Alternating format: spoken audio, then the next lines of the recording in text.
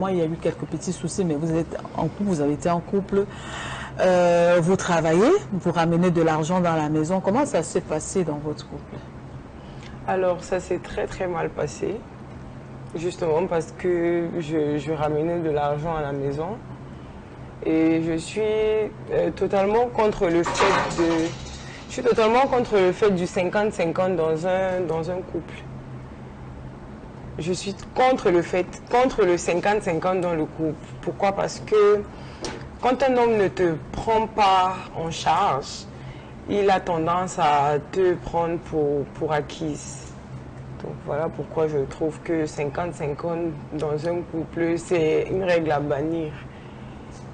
Donc, vous avez fait forcément votre expérience. C'est vrai que quand on parle des finances, il y a des couples qui décident que c'est l'homme qui prend les choses en main. Et même si la femme travaille, il y a des couples où c'est la femme qui a plus de moyens que l'homme.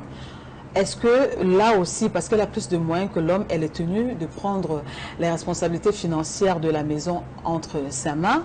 Mais vous, comment ça s'est passé dans votre couple? Forcément, vous avez eu des choses qui se sont passées, qui vous ont poussé à prendre cette décision. Par exemple, peut-être le coût de votre maladie, vous pouvez tomber malade. Quand on est malade dans le couple, peut-être de coup, fouiller dans vos affaires, chercher de l'argent. Il y a eu forcément des histoires qui vous ont poussé à dire non aux 50-50 qu'on veut écouter. Alors oui, au cours d'une dispute un soir, après la dispute, le monsieur en question, il est allé, parce qu'on vivait ensemble, après la dispute, il est allé dans mon sac et il s'est servi. Il s'est servi. Et quand il s'est servi, il est sorti, il est parti de la maison. Et moi, vu que je n'aime pas quand on touche mon argent, parce que je considère que l'argent de la femme, c'est pour la femme. Et l'argent de l'homme, c'est pour nous deux. Je suis sortie et je suis allée à sa recherche ce soir-là.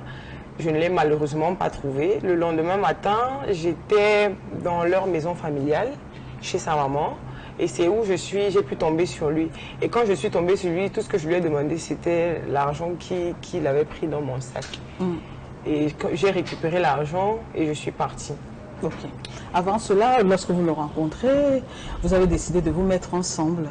C'est-à-dire que le loyer, louer une maison, et comment est-ce que vous avez défini ces charges-là? Qui devait apporter quoi, qui ne devait pas apporter?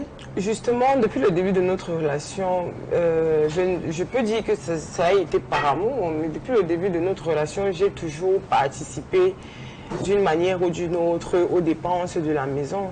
Et ça ne s'est justement pas bien passé. C'est pour ça que je dis aujourd'hui que je suis contre le fait du 50-50 parce que ça apporte beaucoup de problèmes dans le couple. Qui payait le loyer? Le loyer était partagé. Le loyer était partagé.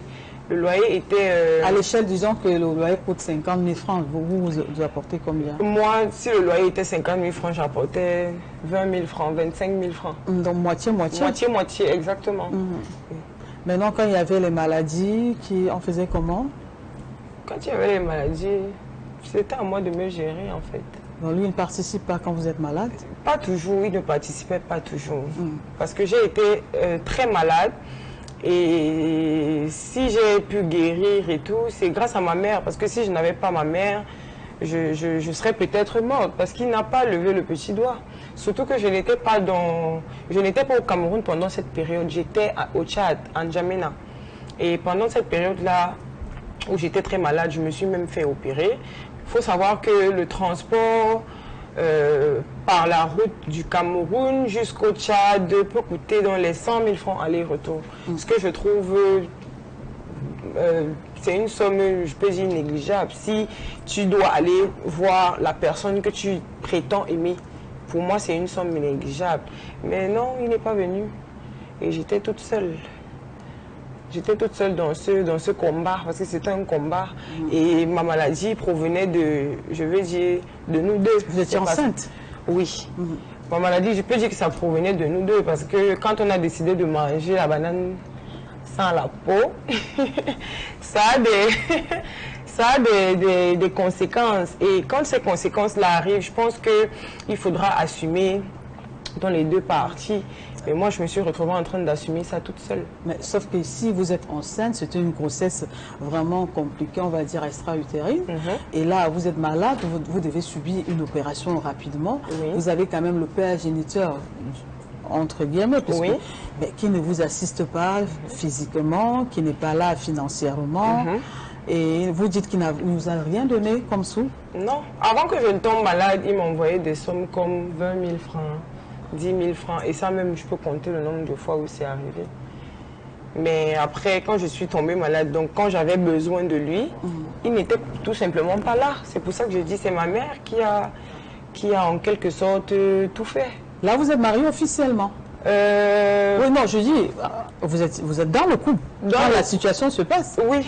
Officiellement, vous êtes marié. Non, quand je suis malade en N'Djamena, on n'est pas encore mariés officiellement. Après ça, vous décidez de l'épouser. Oui, après ça, bien après, peut-être presque 2 ans après.